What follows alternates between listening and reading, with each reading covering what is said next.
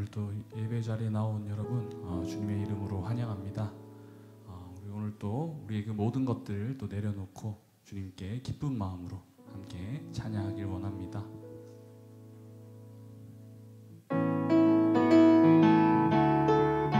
박수 치시면서 찬양하시겠습니다.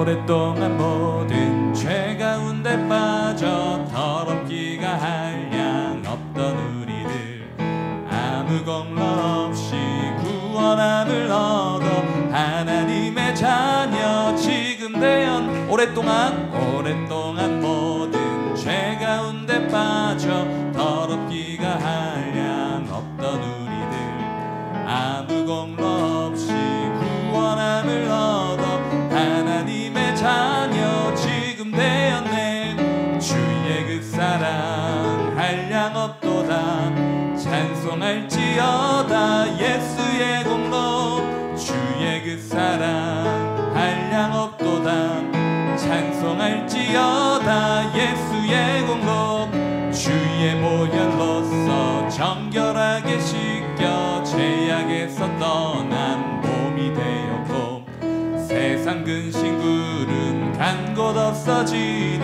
하나님의 빛이 영화롭도다 주의 그 사랑 한량 없도다 찬송할지어다 예수의 공로 주의 그 사랑 한량 없도다 찬송할지어다 예수의 공로 죄의 깊은 잠과 뜬 세상의 꿈을 어서 깨어나라 나의 친구여 은혜 받은 날과 구원 얻을 때가 지금 온 세상에 선포되었네.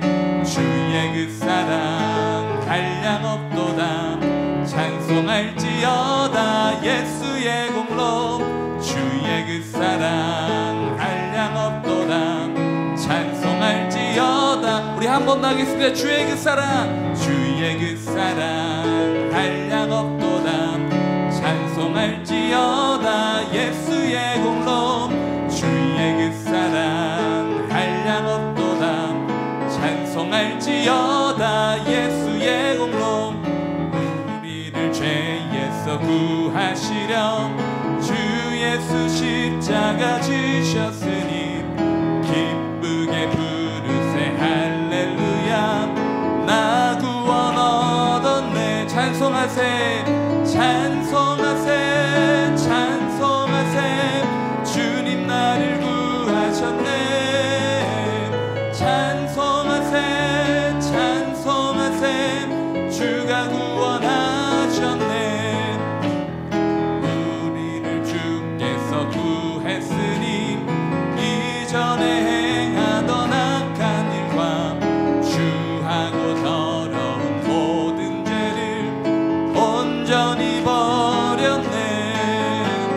찬송하세 찬송하세 주님 나를 구하셨네. 찬송하세 찬송하세 주가 구원하셨네.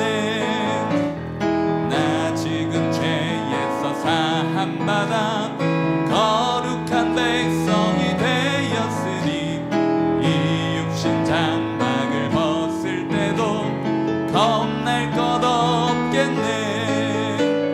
찬송하세 찬송하세 주님 나를 구하셨네. 찬송하세 찬송하세 주가 구원하셨네. 우리가 이 세상 떠날 때에 예수의 손목을 굳게 잡고 영원히 즐거운 천국에서 주 함께 살겠네. 찬송하세 찬송하세 주님 나를 구하셨네. 찬송하세 찬송하세 주가 우리 3절 한 번 더 찬양하겠습니다. 나 지금 죄에서 사함받아 거룩한 백성이 되었으니 이 육신 장막을 벗을 때도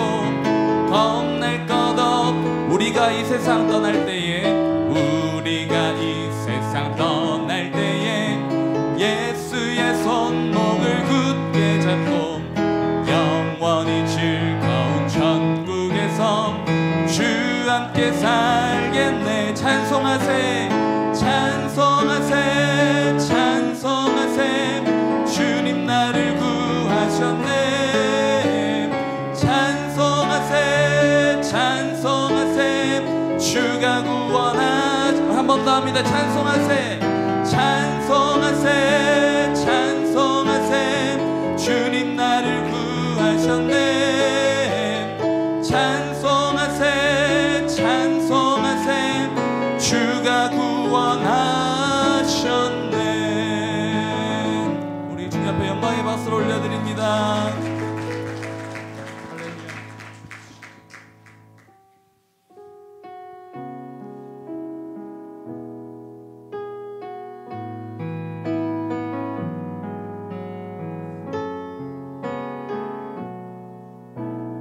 하나님은 너를 지키시는 자.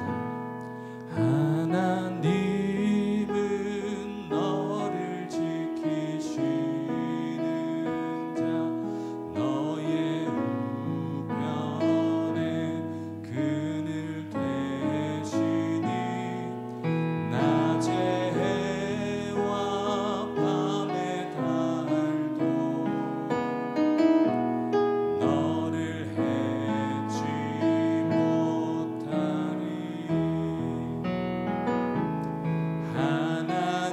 하나님은 너를 지키시는 자.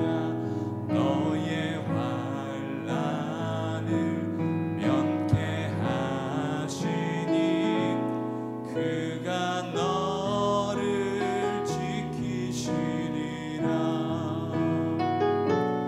너의 출입을 지키시리라. 눈을 들어 산을 보아라. 너의 도움 어디서 오나. 천지를 지으신 너를 만드신 여호와. 우리 다시 한 번 더 처음부터 고백하겠습니다. 하나님은 너를 지키시는 자. 너의 우편에 그늘 되시니 낮의 해와 밤의 달도 너를 해치 못하니. 하나님은 너를 지키시는 자. 하나님은 너를 지키시는 자. 너의 환난을 면케하시니 그가 너를 지키시리라. 너의 출입을 지키시. 눈을 들어 산을 보아라. 눈을 들어 산을 보아라. 너의 도움 어디서 오나. 천지 지으신 너를 만드신 여호와께로. 눈을 들어 산을 보아라. 눈을 들어 산을 보아라. 너의 도움 어디서 오나. 천지를 지으신 너를 만드신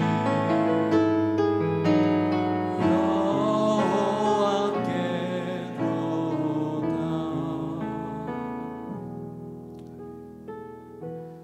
우리 이 시간 간절한 마음을 담아서 함께 기도하시기 원합니다.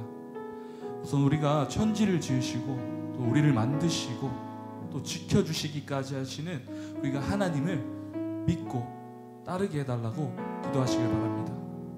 그리고 더 나아가서 주의 말씀이 우리를 위한 말씀임을 깨닫고 그 말씀 더욱 붙잡고 나아가는 주의 백성이 되게 해달라고 기도하길 원합니다. 그리고 마지막으로 성령님께서 또 우리 담임 목사님과 함께하여 주시어서 또 강단에서 선포되어질 이 말씀들 정말 우리 마음속 깊숙한 곳에 정말 박히게 하시어서 정말 이 말씀의 그 모든 말씀들이 우리의 고백이 되길 원합니다.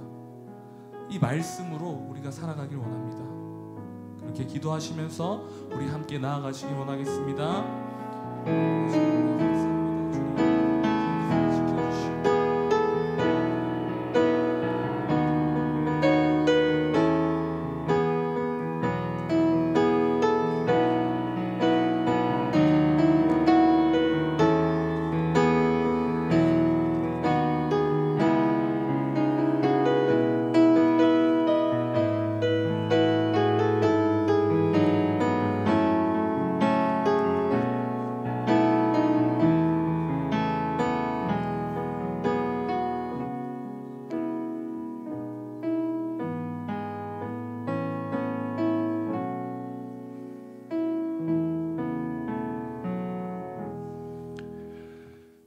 하나님 아버지, 사랑하시는 우리 귀한 성도님들 발걸음을 이곳 주님의 전으로 인도하여 주시고 주님 찬양하게 하시며 또 주님 말씀 앞에 서게 하심에 감사합니다.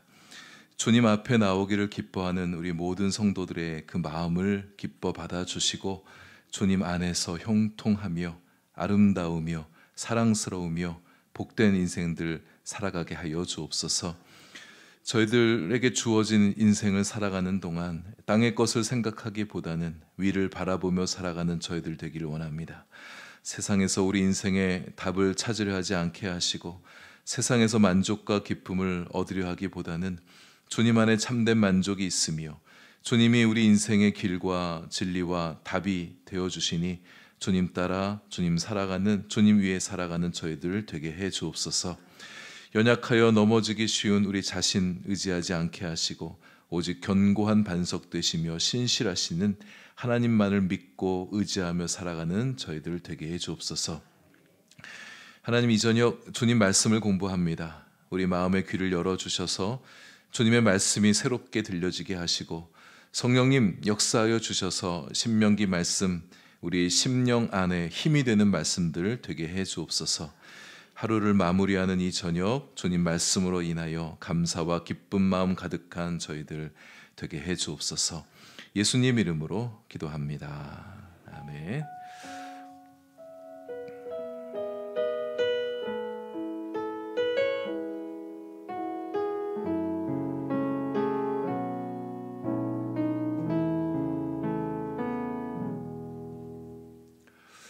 말씀 신명기 6장 1절부터 3절까지 말씀입니다. 신명기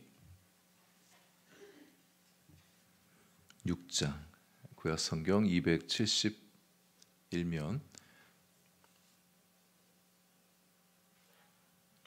신명기 6장 1절에서 3절까지의 말씀을 우리 다 같이 한 목소리로 봉독하겠습니다.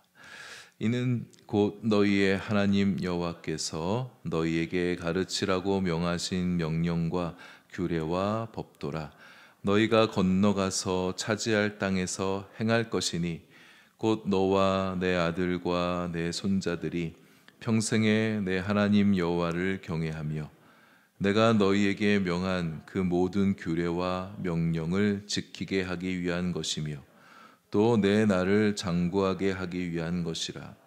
이스라엘아, 듣고 삼가 그것을 행하라. 그리하면 내가 복을 받고 내 조상들의 하나님 여호와께서 내게 허락하심 같이 젖과 꿀이 흐르는 땅에서 내가 크게 번성하리라. 아멘. 이 수요일에 이 책별 성경 공부는 각 책들에 담긴 어떤 중심 주제들, 뭐 틀거리들, 뭐 요점, 뭐 중요 메시지들을 나누는 그런 시간입니다. 그러니까 숲을 보는 시간이어서 간혹 이제 이 시간에 조금 아쉬운 분들이 좀 계실 것 같아요. 좀 더 세부적으로 각 책들의 내용을 좀 더 공부하고 싶은 그런 마음이 드시는 분도 있으실 텐데, 그런 다 다루지 못하는 좀 양해해 주시고, 또 세부적인 부분들은 각자 셀프 스터디를 좀 하셔야 될 것 같아요. 그리고 또 그래도 모르겠다 싶으면 우리 교육자들에게 문의해 주시면 좋겠습니다. 셀프 스터디 하실 때 좋은 책을 사서 좀 공부하시면 제일 좋겠는데, 아무래도 좀 바쁘시고 그러다 보니까 유튜브 채널을 좀 이용하기 쉬우실 것 같은데요. 조금 선별이 좀 필요하십니다. 요즘 유튜브에도 워낙 이단들도 많이 적절로 유튜브 활동을 하고 있고, 또 좀 다소 편협한 시각을 가지고 성경을 풀어주는 분들도 좀 있으세요. 그래서 여러분 주변에 좀 성경 지식이 좀 많이 있으신 분들, 좀 잘 아시는 분들이나 또 교육자에게 문의하셔서 이 채널 봐도 되는 채널이냐 한번 좀 확인하고 그렇게 공부하시는 게 여러모로 좀 영적 유익하게 될 것 같습니다. 오늘은 모세오경 마지막 책 신명기입니다. 자막 저기 PPT 띄워주세요. 신명기를 어떤 분들은 신명기 할 때 신자를 써서 신의 명령을 기록한 책이다 이렇게 이해하신 분들이 계시는데요. 신명기 정확히 한자는 갑신자를 씁니다. 반복할 신, 거듭 신자를 써서 되풀이하다, 반복하다 이런 의미죠. 하나님의 명령을 다시 되짚어 보는 책. 바로 신명기입니다. 십계명을 비롯해서 십계명에 담겨 있는 출애굽기, 레위기, 민수기를 통해서 모세가 간간히 이제 백성들에게 율법을 가르쳐 왔었잖아요. 우리가 앞에서 쭉 읽어오면서 하나님의 율법을 종종 만났단 말이죠. 그렇게 가르쳤던 말씀을 이제 모압 평지라는 곳에 백성들을 모아놓고 다시 한번 모세가 종합하여서 하나님의 말씀을 쭉 들려주고 있는 게 이제 신명기입니다. 약속의 땅 가나안 땅에 들어가기 전에 요단 동편에 있던 백성들에게 한 번 더 말씀을 정리하여 가르쳐주는 책 신명기라는 거죠. 예를 들면 출애굽기 5장에 십계명이 쭉 나오잖아요. 신명기 출애굽기 20장이죠. 20장에 나오는 걸 신명기 5장에서 한 번 더 반복하고 있죠. 모세가 하나님의 율법과 규례들을 백성들에게 다시 들려주면서 전혀 새로운 삶이 이제 가나안 땅에 들어가면 펼쳐지게 되잖아요. 새로운 삶을 살아가는 이 백성들에게 무엇보다 가장 중요한 것은 말씀의 무장이거든요. 하나님 말씀으로 무장해야 약속의 땅을 차지할 수 있게 될 것이고, 그 땅에서 하나님께서 최초 기획하시고 구상하신 삶을 구현해낼 수 있단 말입니다. 그래서 말씀으로 무장시키는 게 대단히 중요해서 신명기 다시 한번 말씀을 들려주는 이야기가 신명기 34장 안에 기록되어져 있습니다. 근데 왜 반복해서 들려주느냐? 그 중요한 이유가 말씀을 듣는 대상이 달라졌기 때문입니다. 그러니까 모압 평지에 앉아 있는 이 백성들은 출애굽 2세대들이에요. 시내산에서 애굽에서 나와서 최초 시내산에서 머무는 또 하나님 말씀을 들었던 세대들은 이미 광야에서 다 죽었습니다. 잘 알다시피 불평하고 원망하고 반역했던 사람들, 특히 가데스 바네아 민수기 14장에서 아주 전격적인 반박, 하나님께 적대적인 반응을 보였던 백성들 하나님이 다 이제 정리하시잖아요. 그래서 가나안 땅에 들어갔던 사람 모세, 여호수아, 갈렙 이 세 사람 외에 1세대들은 다 죽었단 말이죠. 이제 2세대들, 그러니까 시내산에 있는 또 하나님 말씀을 어렸을 때 들어서 잘 못 알아들었던 친구들, 또 광야 중에 태어났던 사람들에게 들려주는 말씀입니다. 신명기 말씀이 지금 모압 평지에 있는 백성들에게는 대단히 중요한 말씀이 되겠죠. 신명기는 거의 뭐 모세 설교라고 말할 수 있겠는데, 여러분 우리가 설교를 들을 때 뭔가 조금 마음가짐 좀 다르게 하고 듣지 않습니까? 그래서 이 모세의 말씀을 신명기의 말씀을 읽어갈 때 지금 사실 거의 다 끝자락이고 내일 금요일이면 이제 통독도 끝나게 되는데, 신명기 말씀을 묵상할 때 내가 마치 모압 평지에 앉아 있는 백성들 가운데 한 명이 되어서 모세로부터 직접 이렇게 설교를 듣는 것 같은 그런 마음을 가지고 이 신명기 말씀을 대할 것 같으면 우리의 마음이 좀 다르게 느껴집니다. 좀 더 모세의 어떤 절절함이 좀 느껴지고요. 모세가 여기 이 신명기 말씀에 요즘 시쳇말로 영혼을 갈아 넣어서 말씀을 전했다고 볼 수 있는 이유는 이제 모세는 모압 평지에서 신명기 이 설교를 하고 나서 백성과 빠이빠이 합니다. 모세는 가나안 땅에 못 들어가잖아요. 그러니까 마지막으로 백성들에게 당부하고 싶은 말씀을 막 절절한 마음으로 설교하는 거거든요. 그래서 어떤 그 모세의 파토스를 좀 느끼면서 이 신명기 말씀을 묵상할 것 같으면 좀 더 이 말씀의 의미, 이 말씀의 어떤 그 힘, 이런 것들이 더 애절함, 이런 게 더 전해져 올 수 있는 것 같아요. 그런 마음으로 읽을 때 뭐 말씀에 정말 순종하기 바라는 그런 마음, 광야 백성들 광야에서 경험했던 것들을 잊지 않기를 그런 바라는 마음, 아버지 세대처럼 실패하지 말기를 바라는 간절한 마음이 모세 설교를 통해서 전해져 올 것 같습니다. 신명기에 많이 등장하는 단어를 뭐 여러 개 있는데 제가 좀 주목해봤던 단어는 저 두 단어입니다. 오늘이란 단어와 지키라, 준행하라, 이런 단어가 굉장히 많이 반복되는데, 그러니까 말씀은 늘 오늘이라 일컬어지는 새 날들마다 들어야 될 말씀들이라는 거죠. 늘 새 마음으로 오늘을 살아가는 우리들이 늘 들어야 될 말씀들, 늘 상기된 말씀들이다. 그리고 말씀은 들려지기만 해서는 안 되고 지켜져야 될 말씀이다. 준행되어야 될, 순종되어야 될 말씀임을 모세가 굉장히 강조하면서 설교하고 있는 내용들을 보게 되어집니다. 주제라고 좀 얘기하면 한 두 가지 정리해 볼 수 있었는데, 좀 넓게 봐서 실패한 조상들을 본받지 말라는 거죠. 광야에서 죽었던 아버지 세대의 불순종, 반역하는 거, 불평과 원망 본받지 말고 하나님 말씀 철저히 순종한, 가나안 땅에 들어가서도 하나님 말씀 잘 지키는 백성들이 되기를 바라는 마음을 담아서 들려주고 있습니다. 그리고 복과 저주에 대한 메시지 28장에 나오죠. 신명기의 어떤 그 영성 신명기 메시지의 기조는 하나님 말씀에 순종하면 복을 받고 순종하지 않으면 벌을 받는다는 게 신명기 사상의 기조입니다. 그러니까 소위들 이제 학자들마다 신명기 신학 이렇게 명명해서 표현하는데요. 이것이 이스라엘 백성들의 영성의 기초이고 이스라엘 백성들의 대표적인 신학적 사고예요. 저 신학적 사고가 계속해서 구약 시대 쭉 이어집니다. 말라기 선지서까지 쭉 저게 기조가 되어서 하나님 말씀에 순종해야 축복받고 불순종하기 때문에 저주받고 심판받는 그런 메시지가 쭉 이어져거든요. 그러니까 신명기 신학이 구약 성경 전체를 관통하고 있다, 이렇게까지 볼 수 있습니다. 그때 또 하나 좀 문제점이 좀 하나 드러나게 되어지죠. 이 신명기 신학으로 다 이해가 되어지지 않는, 해설이 되어지지 않는 현실들이 이스라엘 백성들 사회에서 하나둘 등장하기 시작합니다. 그러니까 인간의 삶에는 신명기 신학만 갖고는 해결되어지지 않는, 풀어지지 않는 복잡 다단한, 복잡 난해한 그런 문제들이 인간 사회에 발생하는 것을 경험하게 되는 거예요. 사회가 발전하면서 악도 막 발전하게 되어지고 인생사 부조리한 현실들도 막 나타나기 시작하고 불의한 사람들이 막 잘 살고 의롭고 선한 사람들이 막 고난받는 그런 사회 현실들을 경험하게 되어지는 거예요. 그래서 신명기 신학만 갖고는 다 이해되지 않는 사회 경험들을 백성들이 하면서 이게 도대체 뭔가, 이런 반성적 질문들, 반성적 성찰들이 막 생기기 시작합니다. 거기에 대한 답변이 바로 욥기서인 거죠. 욥기서가 성경 안에 있다는 게 얼마나 감사한지 모르겠어요. 그러니까 우리 성경을 읽어갈 때 신명기 신학과 욥기의 신학이 두 가지를 다 붙들고서 우리가 말씀을 읽어가야 되는 거예요. 신명기 신학이 기본적인 기초 사상입니다. 하나님 그렇게 일하시는 분이신데 예외적인 상황들, 또 그것만 갖고 다 풀리지 않은 사회 현실들이 있는데, 그래서 어떻게 봐야 되느냐, 왜 의인들이 고난을 받냐, 왜 의롭게 살아간 사람들이 어려움에 처하게 되어지느냐.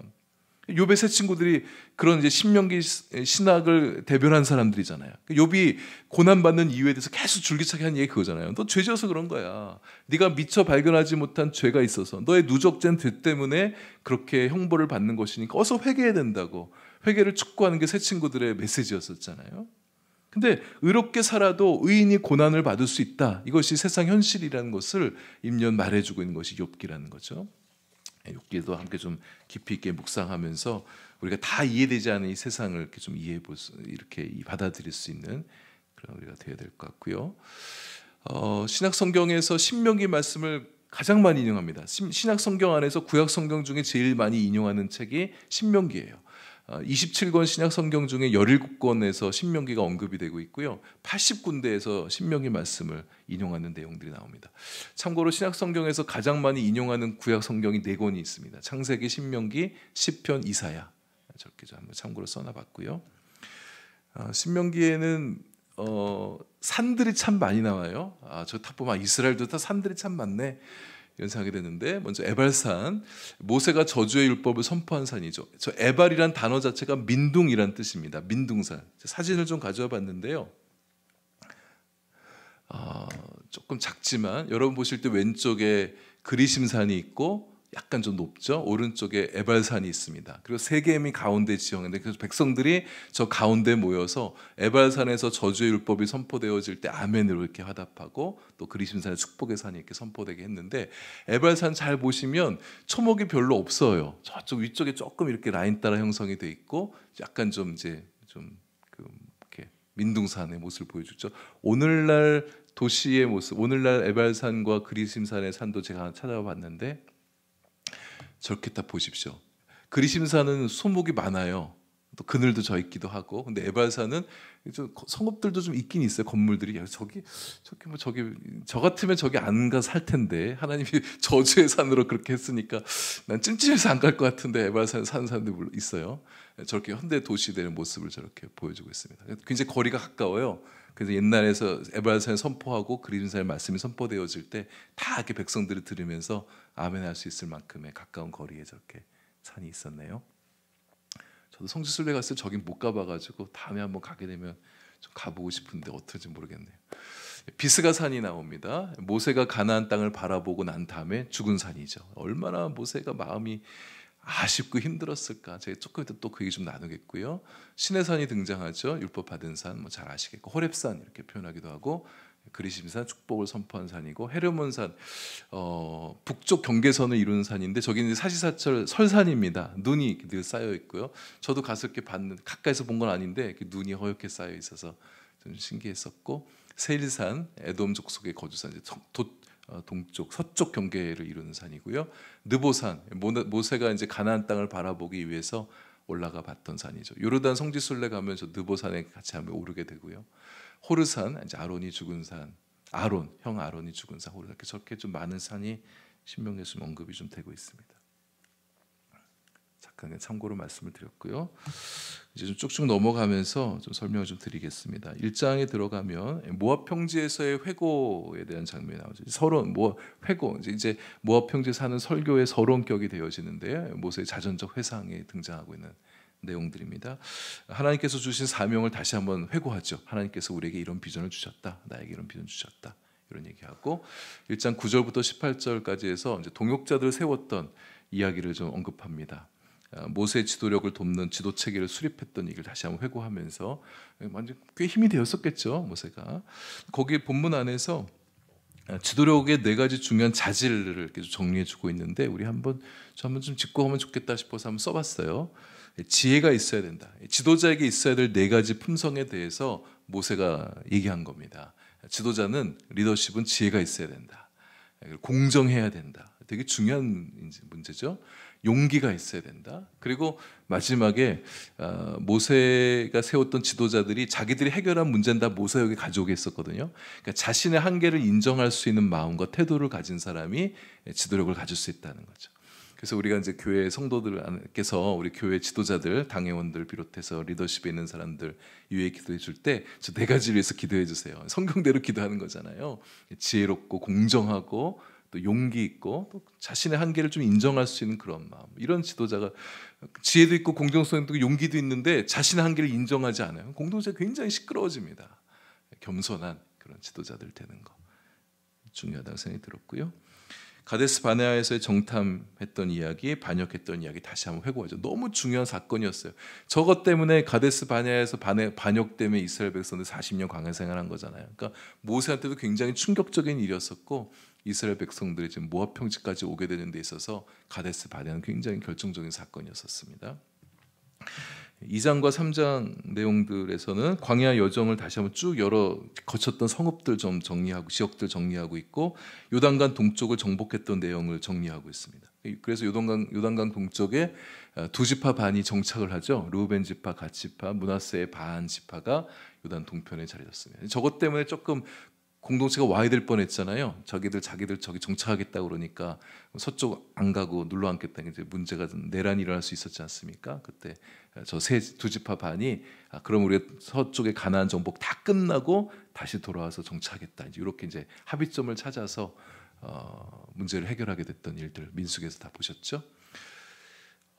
모세가 기도하는 내용이 나옵니다. 거절당한 모세도 요단강 너무 건너고 싶었는데 이제 하나님이 거절하신 내용이 나오는데 이게 저는 좀 재밌어서 제가 조금 정리를 더 해왔는데요.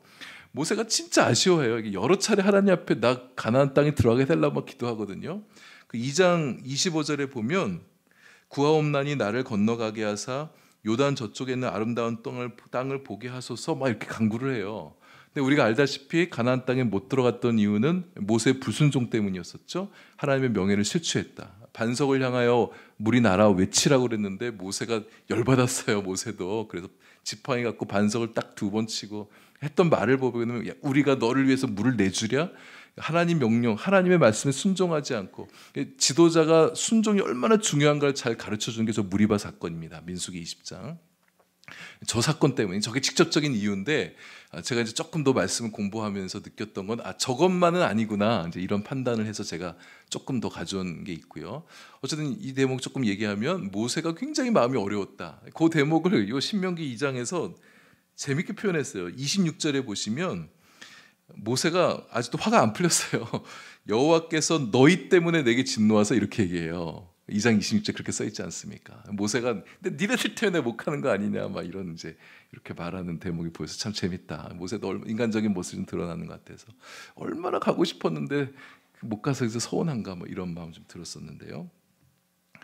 이제 그래서 무리바 사건 모세의 불순종이 직접적인 이유인데 조금 학자들 내용도 좀 정리해 볼 때 한 4가지 정도로 모세가 가나안 땅에 들어가지 못한 이유를 정리해 볼 수 있겠습니다. 첫 번째는 이제 아까 했던 얘기, 방금 한 얘기고, 두 번째는 하나님의 주권적인 판단.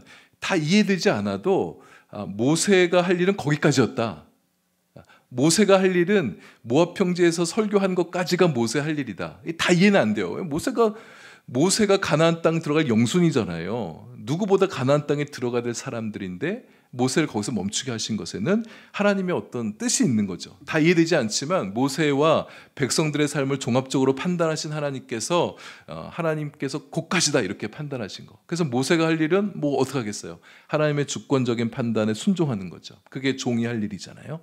그래서 이제 따를 수밖에 없었고 하나님의 주권적인 판단 때문이다 이렇게 보는 거고, 그다음에 이런 해석들이 좀 더 가능해집니다. 이제 새로운 시대에는 새로운 지도력을 필요로 한다는 거죠.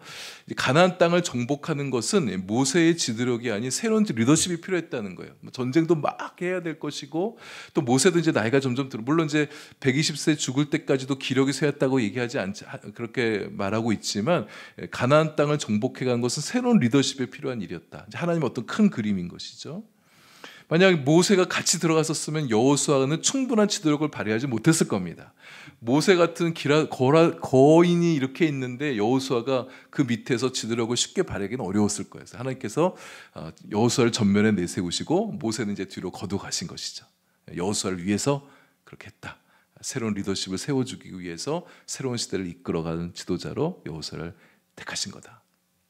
네 번째는 이게 좀 더 중요하다고 보는데요. 모세의 우상 숭배화에 대한 가능성을 차단하는 겁니다. 만약 모세가 성경에 보면 신명기 34장 6절에 보면 모세의 무덤이 어딘지 모르다 그러거든요.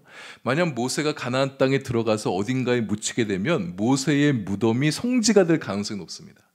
당시 고대 사회는 조상 숭배가 만연했던 시대였었고 모세는 대단한 인물이었단 말이에요. 그러니까 모세가 죽고 난 그 무덤은 거의 성지가 되어지고 신전도 세워질 만큼의 그런 장소가 될 수 있을 거예요. 모세를 신격화시킬 수 있는 그런 잠재력을 가진 인물이 바로 모세라는 거죠. 그러니까 하나님은 모세도 한 사람의 인간인 거예요. 모세가 신격화되어진 걸 원치 않는 거죠. 그래서 우리가 성경을 보면서 굉장히 탁월하다는 느끼는 대목이 여기입니다. 성경에 나오는 인물들은요 하나같이 결점과 흠을 가지고 있는 인물들이에요. 다른 경전들이나 다른 데서는 어떤 인물들을 신격화시키면서 흠 같은 걸 잘 기술하지 않거든요. 근데 성경은 가감없이 드러냅니다. 아브라함도 흠이 있었고 다윗 같은 성군에게도 흠 그대로 다 드러내고 베드로 같은 지도자에게도 흠을 다 드러내는 게 성경이었던 거죠. 모세에게도 연약함도 다 드러내고 그런 걸 볼 때 오직 하나님만이 백성들 사이에서 높임 받으셔야 될 분으로 찬양 받으셔야 될 분으로 그렇게 성경이 주목하고 드러내고 있는 거 굉장히 중요하게 보는 대목이고요. 그래서 모세의 우상 숭배적 가능성을 배제시키고 차단시키고 봉쇄시키는 뜻이 모세가 가나안 땅에 들어가지 못한 또 하나의 중요한 이유가 되겠다.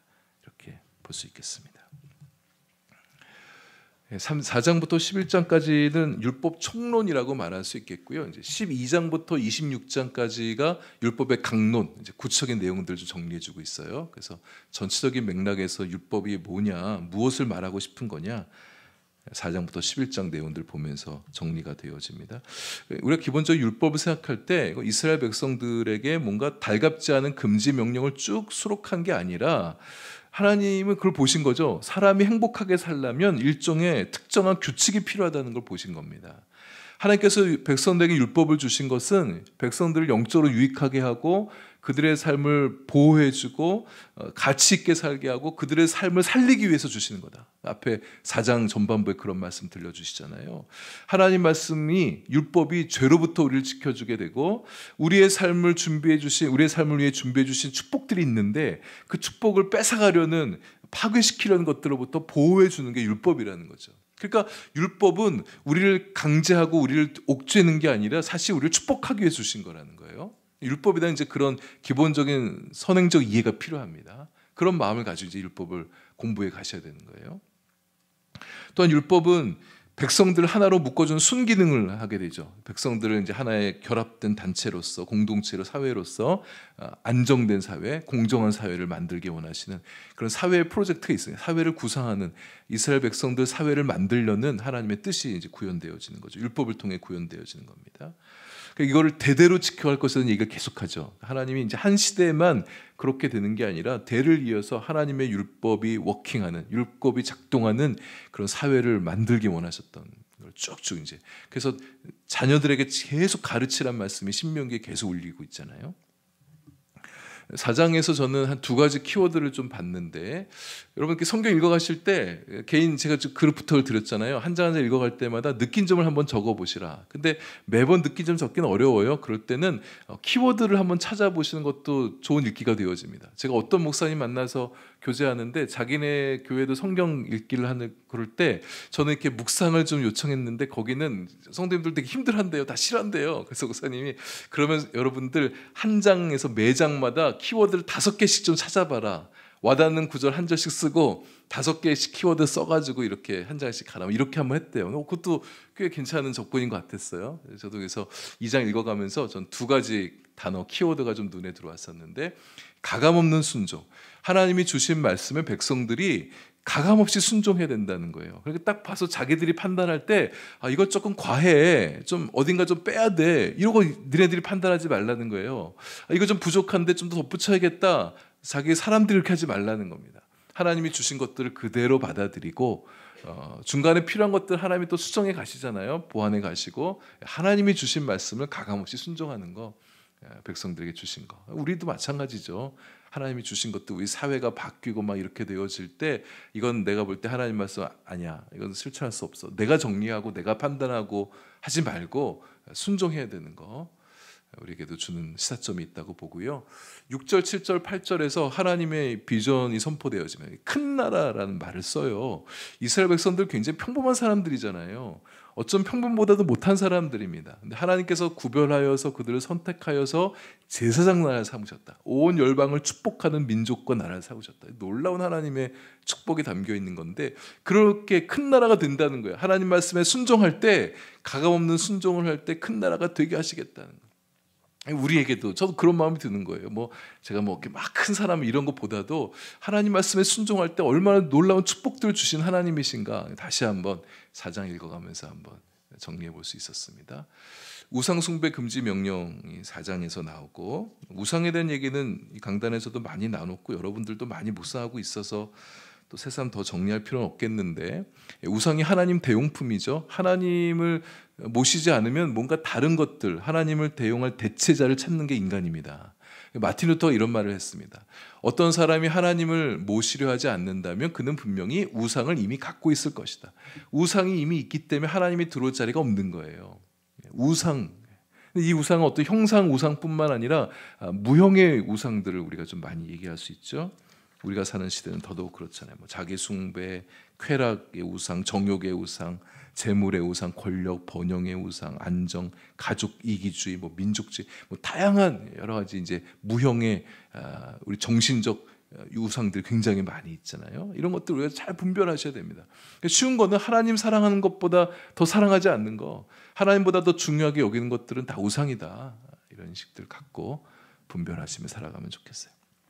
십계명 얘기는 뭐 출애굽기에서도 있었으니까 지나가고요. 6장에 이제 쉐마 명령이 좀 중요하게 다뤄지는데 6장 3절부터 9절까지인데요. 소위 이제 쉐마 명령, 들으라 이스라엘, 들으라, 이게 쉐마니까 뭘 들어야 되느냐? 하나님은 유일한 하나님이시다. 유일한 여호와 하나님이시다. 그 말을 듣고 또 하나님을 사랑하라는 거, 마음과 뜻과 정성을 다해 힘을 다해 사랑하라, 이 말씀을 들으라는 거죠. 하나님 사랑이 이스라엘 백성들의 가장 근간이 되는 메시지입니다. 삶의 목적, 삶의 내용. 우리도 마찬가지잖아요. 그러니까 우리가 그리스도인으로 살아간다는 게 뭐냐? 가장 중요한 거, 핵심적인 건 하나님 사랑이죠. 하나님을 사랑하며 살아가는 것, 거기에 이제 우리의 모든 삶이 다 이제 응축되어 있다, 이렇게 말할 수 있잖아요.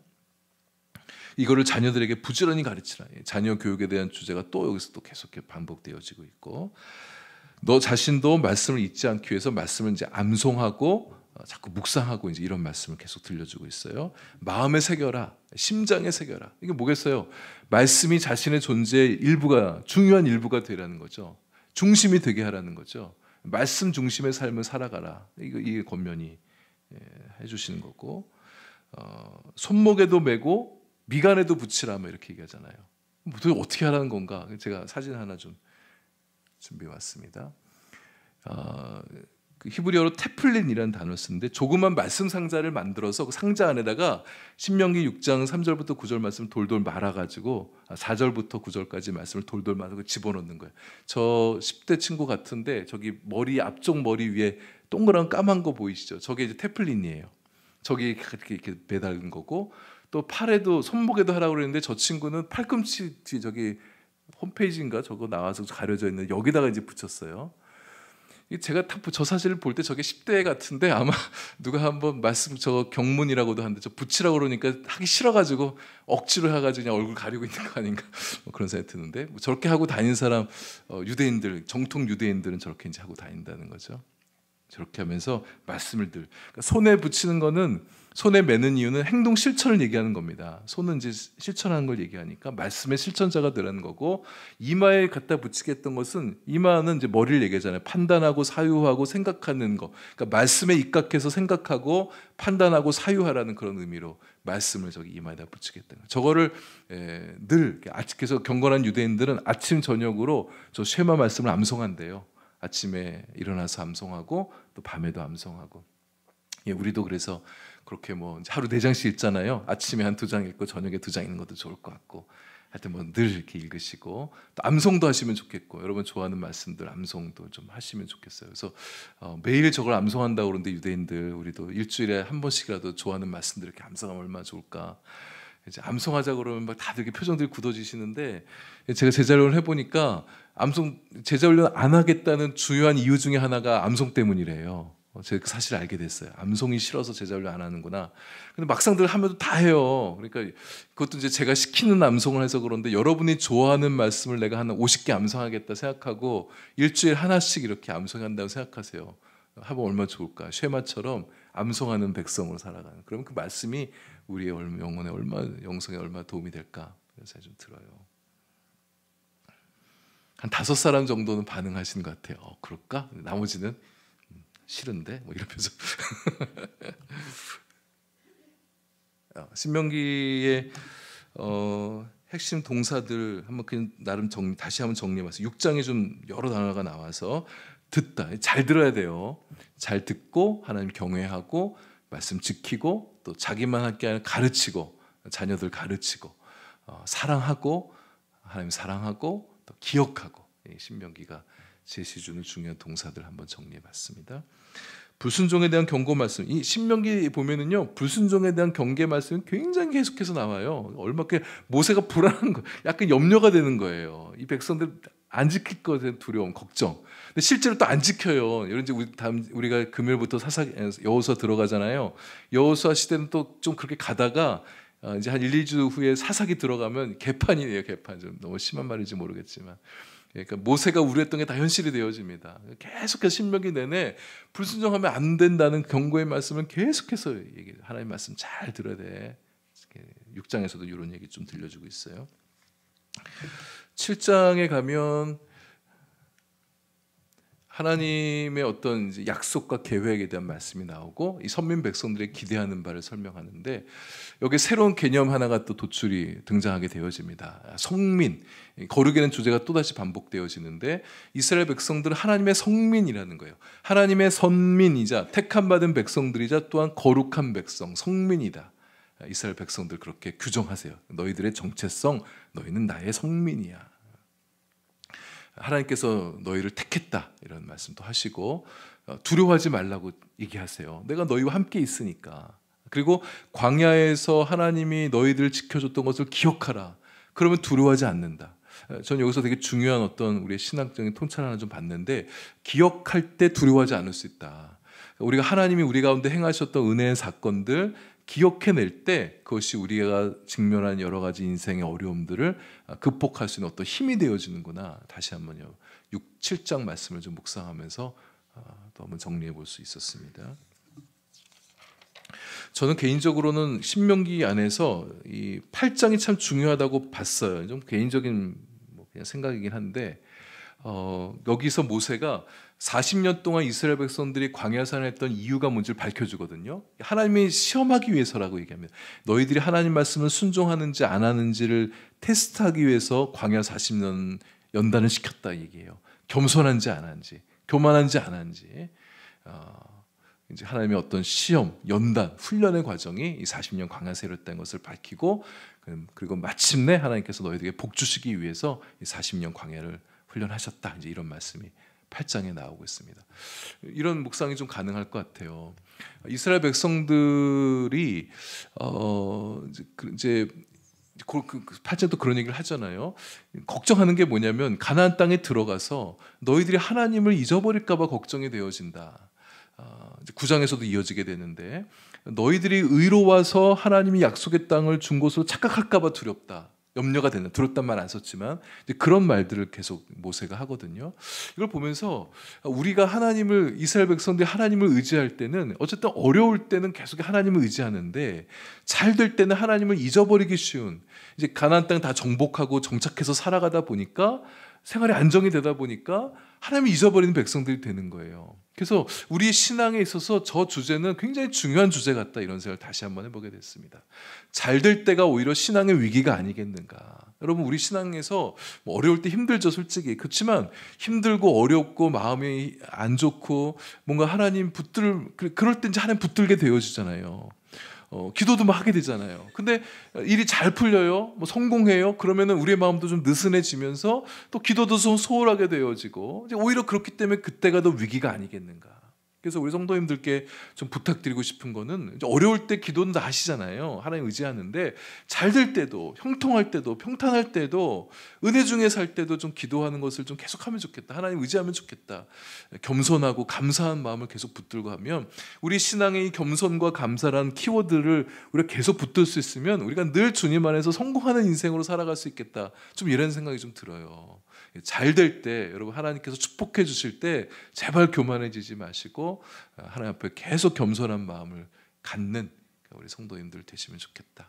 좀 이제 8장 묵상하면서는 이제 그런 기도도 같이 했습니다. 9장 이제 8장에 이어져서 그들이 얼마나 반역한 백성이었는가를 좀 기억하면서 하나님 앞에 의지하고 겸손한 백성이 될 것의 메시지 나오고 있습니다. 쭉쭉 넘어가서 12장부터 26장 볼게요. 소위 신명기 법전이라는 이제 타이틀을 좀 학자들은 붙이고 있는데요. 율법의 강론, 세부적인 율법 규정들을 들려주고 있습니다. 아주 조목조목 굉장히 광범위하게 이스라엘 백성들이 살아갈 삶에 대한 말씀들을 쭉쭉 들려주고 있잖아요. 그래서 어떤 분들은 이게 고대 이스라엘 헌법이다, 이렇게까지 표현한 학자도 있고요. 가나안 땅에 들어가서 구체적으로 어떻게 살 것이냐에 대한 말씀들을 들려주고 있는 내용들이 12장부터 26장이 있습니다. 이 내용들을 볼 때 율법의 지침들은 10계명의 확장판 이렇게 부제를 붙일 수도 있겠어요. 10계명의 내용들, 10계명의 내용들을 가지고 좀 더 세분화시켜 가면서 말씀들을 좀 정리해주고 풀어주고 있구나 이렇게 볼 수 있습니다. 12장에 제일 먼저 언급되는 게 예배인데 이게 1계명과 2계명을 풀어주고 있는 규정들이에요. 예배 잘 드리기 위해서 우상 숭배가 자행되던 제단을 다 헐어버려라 이렇게 얘기합니다. 거기를 이게 이제 우상 제단이 쌓아졌던 곳을 이스라엘 백성들이 그곳에서 하나님을 예배하고 싶은 충동을 느낄 수가 있습니다. 왜냐하면 너무 좋은 곳에다가 제단들을 만들어 놨고 대개 우상 숭배했던 제단들은 산에 좀 있었는데 산으로 올라갈수록 더 하나님 신과 가까워진다 이런 생각들이 우상들 안에도 있는 거예요. 그리고 울창한 어떤 상수리나무 같은 이런 데서 뭔가 좀 종교적인 신심이 좀 느껴지는 그런 공간에다 제단을 쌓았거든요. 이스라엘 백성들도 그런 곳에서 제단을 쌓고 싶은 충동을 가질 수가 있어요. 근데 거기다 제단을 쌓게 되면 어떤 우려가 있느냐? 혼합주의의 우려가 생길 수 있는 거죠. 우상 숭배의 잔재가 있기 때문에 순수한 기독교 여호와 신앙을 갖지 못하게 회방할 수 있는 조건들이 형성이 되어 있기 때문에 하나님이 다 헐어버려라. 싹 다 흔적, 잔재 남기지 말아라. 주상 다 헐어버려라. 이렇게 명령하는 내용들을 만나게 됩니다. 주상은 이제 기념 비석들이죠. 주로 바알 신상을 많이 세워뒀는데 좀 참고로 가나안의 가장 대표적인 우상가 바알과 아세라 신이잖아요. 근데 성도님들 중에 바알과 아세라를 부부로 여기는 분들이 있어요. 큰일 납니다. 아세라는 바알의 엄마예요. 바알이 대표적인 남신이고 아세라는 모신이라고 해서 아세라의 자녀가 70개가 있어요. 70의 신이 있습니다. 70개 우상이 있습니다. 그 중에 바알도 하나예요. 근데 바알이 워낙 이제 농경의 신이고 가장 이제 주된 신이었기 때문에 바알을 대표적으로 얘기하고 또 어머니 신이었던 아세라를 이렇게 대표로 해서 짝지어 놓고서 이렇게 우상의 대표적인 신들이 되어집니다. 부부라고 그러지 마세요. 엄마와 아들입니다. 말하자면. 예배에 대한 얘기 나오고 13장에는 물론 이제 그 장소보다도 마음가짐이 중요한데 여러분 솔직히 우리가 솔직해지십시다. 우리 주변의 환경에 우리는 잘 영향을 받는 연약한 사람들이에요. 우리 주변에 눈에 보이는 것들이 우리의 마음에 영향을 끼치기 때문에 우상 숭배적인 요소가 우리 환경 안에 있게 되어지면 그게 알게 영향을 받을 수가 있어요. 그래서 우리가 최대한 우리가 예배하고 교회의 어떤 문화를 만들어갈 때 이방적인 것들, 우리 기독교 신앙에 방해가 되거나 훼손시킬 만한 것들은 자꾸 분별하고 걸러내는 거 되게 중요한 것 같아요. 그래서 아주 이게 되게 어려운 작업이지만 그래서 때로는 교회가 좀 너무 보수적이다 이렇게 평가를 받을 수도 있어요. 그렇지만 그게 우리 신앙을 지켜가기 위해서 이방 문화, 우상 숭배적인 요소를 걸러내야 되다 보니까 이제 그렇게 할 수 있게 되거든요. 그런 면에서 기독교도 좀 앞서가는 진보적인 그런 문화도 보여줄 필요가 있지만 대단히 중요하다. 어떤 분별이 좀 있어요. 거룩한 분별이 많이 있어야 되는 거 놓쳐서는 안 될 것 같습니다. 우상 숭배 얘기가 워낙 중요하다 보니까 12장 앞에 또 음식 얘기 조금 하다가 마지막에 또 우상 숭배 얘기 들어오고요. 13장에 배교를 부추길 만한 잠재적인 유혹들 제거하라는 명령도 나와요. 선지자, 여기 선지자는 하나님의 바른 예언하는 게 아니라 그릇된 예언하는, 거짓 예언하는 선지자들이에요. 이거 다 쫓아내라고 그러죠. 꿈꾸는 자 쫓아내라고 그러고 신앙시험 없는 형제나 친구들 쫓아내고 불량배 쫓아내라는 말도 나오는데 여러분 읽어가면서 불량배 건달들, 하나님 건달들 안 좋아하네 이렇게 생각하면 안 되고 말하자면 영적 건달들이에요. 원어를 보면 벨리알 쓰거든요. 벨리알의 자녀, 사악한 의도적으로 하나님 신앙에서 벗어나게 하려는 무리들, 이게 불량배입니다. 성경에 나온 불량배를 건달들, 껄렁껄렁 이런 사람들 보면 안 되고 하나님은 그들도 구원하기 원하세요. 이제 영적 건달들, 하나님 신앙을 방해한 자들 하나님이 죽여라, 쫓아내라 이런 말씀하시는 거예요. 14장에 들어가면 장례 문화도 이방 문화 달라야 돼요. 시신들 죽은 자를 애도한다고 자기 산자의 몸에 막 상해를 입히는 거, 그렇게 해서 애도를 표현했거든요. 이방 종교들은 그렇게 하지 말라는 거예요. 자해하지 말라. 정한 음식, 부정한 음식들 구분. 레위기에서 했었지만 이게 위생상의 어떤 위생학적인 그런 구분도 있지만 영적인 의미가 많이 있다고 그랬었잖아요.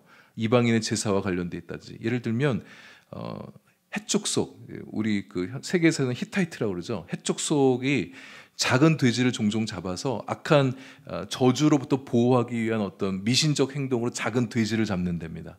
돼지 먹지 말라고 그래서 돼지 제물에 못 올리게 했잖아요. 이게 이제 헷족속, 가나안 족속 중에 하나였던 헷족속에 했던 우상 문화가 있었기 때문에 그걸 차별화시키는 그런 내용들. 또 애굽인들은 물고기, 어떤 특정한 물고기를 숭배하기도 했었거든요. 그런 것 때문에 어떤 물고기 먹으면 안 된다, 뭐 이런 규정도 나오고 있고, 이제 조금 종교적인 거, 이방 문화와의 구별해서 나오는 어떤 금지 명목들이 좀 있는 거. 다는 아니어서 좀 복잡합니다. 좀 어렵긴 해요. 15장에는 면제년, 안식년, 7년째가 됐을 때 빚을 면제해 주라, 탕감해 주라 명령이 나옵니다. 대단히 힘든, 가진 자들은 굉장히 어려운 명령이죠. 빚진 자, 자기한테 빚진 사람들의 빚을 다 탕감해 주라는 거예요. 그렇게 했던 의도는 하나님 이스라엘 공동체 안에 가난한 사람들이 없기를 바라신 하나님의 마음이에요. 이게 볼 때 하나님이 이게 진짜 가난한 자가 없지, 다 함께 더불어 잘 살고자 하는 그런 마음이 공동체 법들에 좀 들어가 있구나, 이걸 좀 느끼게 됐었는데, 안식년 제도가 그렇습니다. 그래서 그럴 때 하나님이 그냥 손해만 보게 하진 않으신 분이세요. 15장 6절에 보면 네가 여러 날에 꾸어줄지라도 꾸진 않게 하겠다, 여러 날을 통치할지라도 통치당하지 않게 하겠다, 뭐 이런 말씀도 들려주시고요. 종을 대할 때도 7년째 대가 되면 종을 해방시켜줘야 돼요. 그럴 때 절대 빈손으로 못 가게 했습니다. 바리바리 뭐 쓱 챙겨주겠어요. 곡식이든 포도주든 챙겨서 보내주게 하는, 이게 정의 있는 사회, 냉정하지 않는 그런 사회, 배려해주는 사회, 하나님께서 꿈꾸셨던 사회인 것 같습니다. 그럴 때 범사에 너에게 복을 주시겠다. 하나님 꼭 뭔가 명령하고 난 다음에는 축복에 대한 어떤 것들을 또 계속 말씀해 주세요. 16장에는 이스라엘 3대 절기 나오죠. 뭐 다 아시는 얘기들. 여기 절기들 내용들 보게 되면 하나님을 예배하는 것에 대한 1차적인 우선순위가 있지만, 이 절기를 통해서도 부의 재분배가 일어나게 하시고, 약한 이웃들, 또 기업이 없는 레위인들도 챙겨주기 원하시는 하나님의 마음이 드러나요. 축제 예배를 얘기합니다. 6월절, 7시절, 초막절 때마다 하나님 앞에 제사 드리고 나서는 함께 교제하고 함께 먹고 잔치하고, 이런 말씀들을 계속 들려주셔서 예배가 하나님을 향한 헌신의 예배, 희생의 예배와 더불어서 공동체적 교제를 나누는 예배를 하나님께서 기획하시고 구상하시는 것. 그러니까 우리 교회도, 우리도 오늘날도 예배할 때 하나님을 높여드리면서도 형제간의 아름다운 교제가 하나님 앞에 드려진 예배의 모습이 된다. 이런 포인트도 잡아야겠습니다. 재판에 대한 얘기들 쫙 나와요. 법조인들이 이 부분 보면서 좀 묵상했으면 좋겠다, 뭐 이런 마음 들 정도고. 17장에 왕의 제도에 대한 얘기가 나옵니다. 신정 국가를 세우기 원하셨던 하나님이죠. 근데 때가 되면 이스라엘 백성들도 이방 나라들처럼 왕을 구할 때가 올 것이다. 그때 하나님이 소극적인 허락을 해주시죠. 원한 건 아니셨어요. 그러나 인정해 주시면서 몇 가지, 4가지 정도의 금지 명령을 또 해주시잖아요. 이방인 중에 세우지 말아라. 이방 종교 유입의 위험성을 경계하는. 그렇지, 이 율법들 안에 여러 가지 제도들 안에 저변에는요, 이 이방 종교 문화에 대한 경계가 계속 깔려 있어요. 그래서 여러분이 읽어 나갈 때 뭐 이런 법이 무슨 법일까 할 때 거기 안에는, 기저에는 이방 문화와 차별화시키는 것들이 좀 깔려 있다는 걸 좀 많이 인식하실 필요가 있어요. 그러니까 지금 얘기한 것처럼 이방인들 중에 세우지 마라. 이게 사람 차별하자는 게 아니라, 이방인을 세울 때 그 이방인이 가지고 있는 종교 문화를 이스라엘 백성들 안에 유입시킬 가능성. 왕이 되면은 이 지도력을 가지고 나를 엉망으로 만들어 버릴 수 있죠. 와합이 그랬잖아요. 그런 경계 때문에 이방인들 세우지 말 것에 대한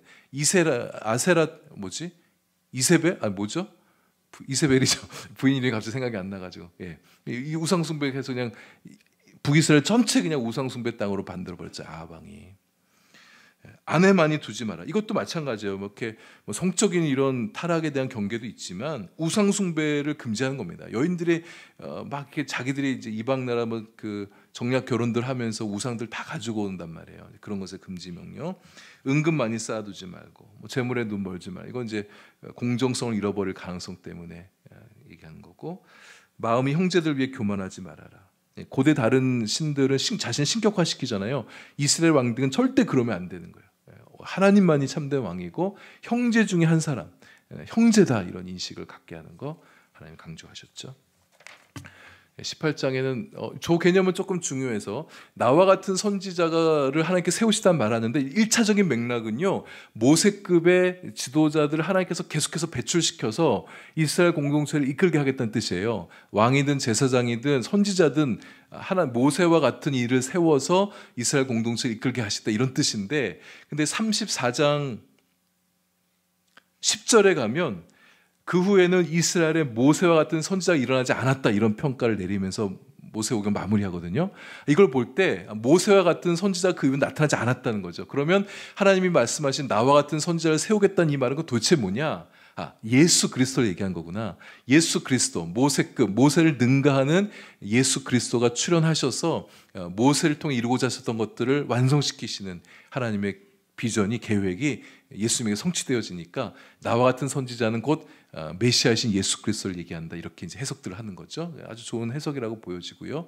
18장에서 우리는 예수 그리스도의 예언을 만나볼 수 있다, 이렇게 말씀드릴 수 있고, 19장의 도피성, 6개 도피성 세우죠. 동편에 셋, 서편에 셋 세우고, 도피성은 부지 중에 살인한 자를 살려주는 법이죠. 이제 옛날 고대 법에는 자기 가족 중에 누가 죽었어요. 그러면 가족 식구들이나 친척 중에 일어나서 그 가족 식구 죽인 사람을 가서 보복할 수 있는 것이 허용됐던 사회였었습니다. 그러다 보니까 일부러 죽인 게 아니라, 일부러 죽인 사람은 그렇다 하더라도 부지 중에 죽인 사람은 살려줘야 되잖아요. 성경에 이제 예를 들면 2가지가 나오는데, 도끼질 하다가 나무 베다가 도끼 대가리, 뭐라고 하지? 이름 모르겠는데, 도끼 머리가 빠져가지고 누구한테 맞았다고 생각해요. 제가 다 이렇게 죽을 수가 있잖아요. 그 부지 중에 한 건데, 실수한 건데 그 사람 죽이면 되겠냐는 거예요. 또 놀다가 돌을 이렇게 딱 던졌는데 지나가던 신명수 권사님이 지나가다 맞았어. 사람 이름 거르면 큰일 나겠구나. 누가 지나가다가 맞은 거예요. 그래서 죽었다 쳐보세요. 얼마나 억울합니까? 그런 사람을 살려주는 것이 도피성이라는 거죠. 그래서 도피성의 의도, 자기가 고의적으로 죽여놓고도 도피성 피한다고 다 살려주는 게 아니에요. 그러면 다 끄집어다가 다 죽이게 했었어요. 도피성은 부지 중에 실수한 경우에 잘못한 사람을 살려주는 것이 도피성이었다는 겁니다. 도피성 내용 구체적으로 재미있는 내용 많은데 본문 좀 보시면 되겠고, 이웃의 경계표를 옮기지 말라, 이런 게 또 19장에 나오는데, 고대는 소유질 경계를 돌로 했었어요. 내 땅, 네 땅 구분을 돌로 한 겁니다. 근데 어떤 사람이 내 땅을 좀 넓히겠다고 밤중에 몰래 가서 돌로 했던 걸 싹 저쪽으로 옮기는 거죠. 이광자 원사님 집 쪽에 한 2m씩 매일 밤마다 월요일날, 화요일날 이렇게 해가지고 넓혀가지고 내 땅을 너무 넓히는, 이게 나쁜 짓이잖아요. 절대 그렇게 사유재산을 보호하신 하나님의 조처가 담겨 있는 겁니다. 내게 중요하면 네 것도 중요하고, 네게 중요하면 내 것도 중요하고, 사유재산을 존중해준 법이고요. 법정 증거 채택, 두세 사람의 증인이 있어야 되는, 이게 다 아시죠? CCTV도 없고 지문도 없던 시대에 증인들이 대단히 중요했었죠. 21절, 요건 좀 설명해야 되겠습니다. 19장 21절에 동해보복법, 눈에는 눈, 이에는 이, 손에는 손, 발에는 발, 이 규정이 있는데, 저게 문자적으로 해석하시면 안 됩니다. 누가 내 눈을 상하게 했으면 나도 네 눈 상하게 할 거야, 이런 뜻이 아니라, 내가 눈을 다쳤으면 눈에 다친 그 정도 수준만큼의 보상을 해줘야 된다, 이런 뜻이고요. 저게 나왔던 의도는 보복을 방지하기 위한, 이제 고대 사회는 누가 나를 해를 끼치면 내가 더 갑절로 해를 끼칠 수가 있는 거예요. 근데 그게 고대에 만연되어 있었던 문화였던 건데, 하나님 그러지 않길 바랬던 거예요. 이스라엘 공동체 안에서 내가 눈 정도 상해를 당했으면 그 정도만큼의 보복이 허용돼야지 더 이상 하면 안 된다. 보복에 제한을 주는 규정이 동해보복법입니다. 눈에는 눈, 이에는 이. 이제 그 정도. 그래서 이것을 이제 예수 그리스도가 저것을 수용하면서 승화시키죠. 예수님은 오른쪽 뺨을 누가 때리면 왼뺨도 돌려대라 그러잖아요. 그러니까 똑같이 보복하려고 그러지 말고 선으로 악을 이김을 통해서 보복의 문화를 끊는, 구약시대 동해보복법으로 보복 문화를 최소화시켰는데 예수님은 그걸 아예 이제 승화시킨 거죠. 아예 그냥 단절시켜버리는. 그 얘기가 이제 신명기 19장과 예수님의 산상수훈과 또 이렇게 연결이 되어지는 거죠. 이제 끝나갑니다. 20장에 전쟁 법령 얘기 쭉 재밌는 얘기들도 많이 있어요. 신혼 초기에 있는 사람들 군대 보내지 말아라, 이런 얘기 나오고, 보시면 되겠고, 보셨겠고, 21장부터 25장에 여러 법령들이 쭉 나와요. 다양한 구에서 나오는데 그냥 생략하겠습니다. 22장 5절에 보면 이성의 의복, 남자가 여자 옷 입거나 그거죠. 남자가 여자 옷 입지 못하게 하는 규정 나와요. 그게 뭐 이성 복장 도착증 혹은 뭐 변태적 옷차림 뭐 이런 걸 금지 명령. 그러니까 이제 어떤 이제 당시에 이제 이성적인 옷차림은 동성애 관행을 말해주는 거거든요.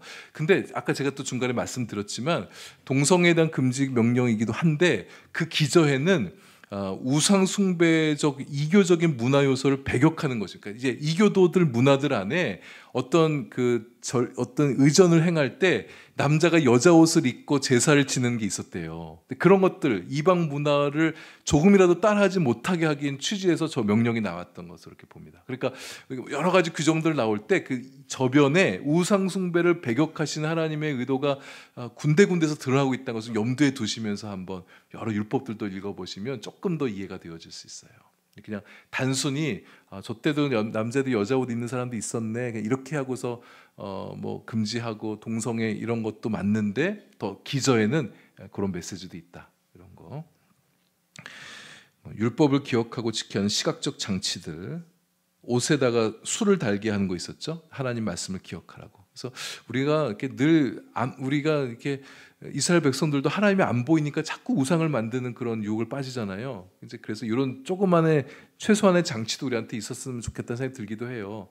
그래서 하나님을 기억할 수 있는 뭔가가 있는 거죠. 그래서 뭐 십자가 뭐 어떤 장식품 또는 우리 저기 말씀 카드 나눠줄 때 물론 전에 목사님이 하시던 것도 제가 계속 이어오고 있지만 이게 딱 뚝딱이 해가지고 하나는 핸드폰에 거리를 걸 수 있게도 했잖아요. 예, 그런 것도 참 좋은 것 같고 어쨌든 뭐 계속 볼 수 있으니까 핸드폰 볼 때마다 또는 핸드폰의 초기 화면에 말씀을 깔아놓는다든지 하여튼 자기로 하여금 계속해서 하나님을 기억할 수 있는 어떤 시각적인 장치를 주변에 두는 것도 참 좋다. 저는 이런 생각을 좀 갖고 있어요. 하여튼 시각적으로 뭔가 우리의 신앙을 좀 지켜주고 하나님을 기억할 수 있도록 하는 시각적 장치가 우리에게 영성에도 도움이 된다. 저는 이렇게 보고 있습니다. 너무 과하면 문제가 될 수 있겠지만, 조금 다 넘어가고요. 모세 세 번째 설교에 뭐 에발산 그리심산 축복 얘기 나오고 모세의 노래, 모세의 축복, 각 지파들 축복하는 내용도 한번 다시 묵상해 보시고요. 금요일 날 본문인데 모세의 죽음, 모세가 죽음으로 인해서 이제 여호수아 시대가 개막됨을 알리는 그런 사건으로 정리가 되어집니다. 모세의 죽음에 대한 얘기는 그래서 조금 더 얘기됐고요. 이렇게 마무리하고 여러분들 유인물의 옆에다가 신명기 퀴즈 하나 제가 준비를 했잖아요. 제가 원래 이렇게 공부를 하고 나면 시험을 봐야 이게 자기 거가 되어진단 말이에요. 그래서 제가 신명 강의 준비하면서 조금 빨리 끝내고 오늘 좀 시험을 볼까? 혼자 그런 상상을 해봤어요. 그러니까 되게 재밌는 거예요. 문 다 걸어 잠그고 시험지 쓴 사람만 나갈 때 하나씩 학창시절로 돌아가서 그랬다가 여러분이 왕창 스트레스 받고 다음 주부터 안 나올 것 같아가지고 제가 그렇게 하진 않고 또 이렇게 답안지 다 쓰셔가지고 저한테 주시면 제가 소정의 상품도 드릴까? 100점 맞으신 분들만 뭐 이런 생각도 했는데 그냥 각자 여러분들 금요일날 신명기 본문 끝나고 나면 17문제 객관식도 넣어놨으니까 재밌게 한번 풀어보실 수 있을 것 같아요. 한번 쭉 정리하시고 답은 홈페이지에 올려놨습니다. 홈페이지 보셔서 답안지 체크하셔서 그냥 각자 셀프 시험 보시고 스스로 그렇게 하시면서 신명기 마무리하시면 좋을 것 같아서 제가 한번 퀴즈 좀 준비해봤습니다. 홈페이지 교회 소식란에 어디에 올릴지 좀 어려워서 그냥 교회 소식 공지사항란에 올려놨어요. 거기서 답안지 보시고 체크하시고 혹시 100점 맞으시거나 저한테 얘기해 주세요. 제가 혹시 뭐 주머니에 뭐 껌이라도 있으면 하나 선물해서 드리도록 하겠습니다. 그러면 주님 가르쳐주신 기도로 마치도록 하겠습니다. 하늘에 계신 우리 아버지, 아버지의 이름을 거룩하게 하시며 아버지의 나라가 오게 하시며 아버지의 뜻이 하늘에서와 같이 땅에서도 이루어지게 하소서. 오늘 우리에게 일용할 양식을 주시고 우리가 우리에게 잘못한 사람을 용서하여 준 것 같이 우리 죄를 용서하여 주시고 우리를 시험에 빠지지 않게 하시고 악에서 구하소서. 나라와 권능과 영광이 영원히 아버지의 것입니다. 아멘.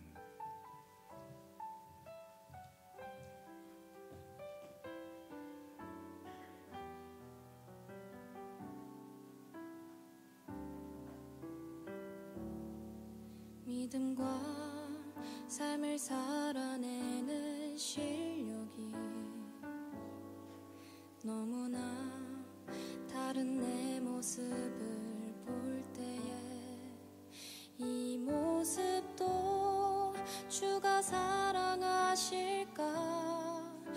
자신 없는 내 모습 그저 주님 앞에 있네.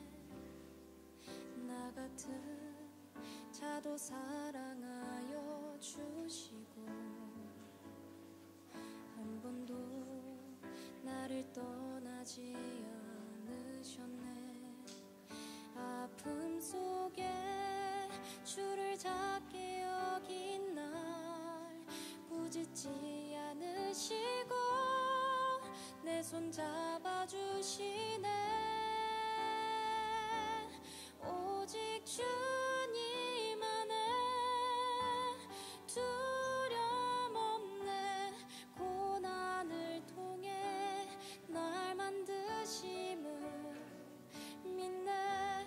주님만이 내 모든 것 되시네. 주의 강한 손 날 붙드시네. 오직 주님 안에 소망 있네. 내 삶을 통해 영광 받으실 주님, 주님만이 내 모든 것 되시네. 주의 선하심 나 노래하네.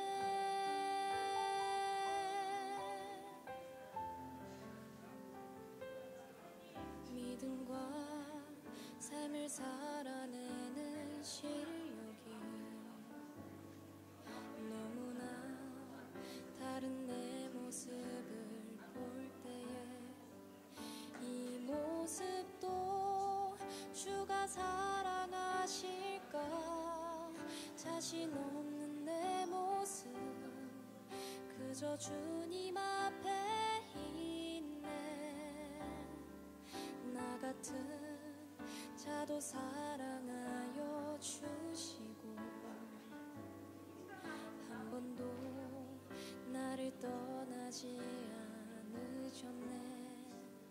아픔 속에 주를 작게 여긴 날 꾸짖지 않으시고 내 손 잡아주시네.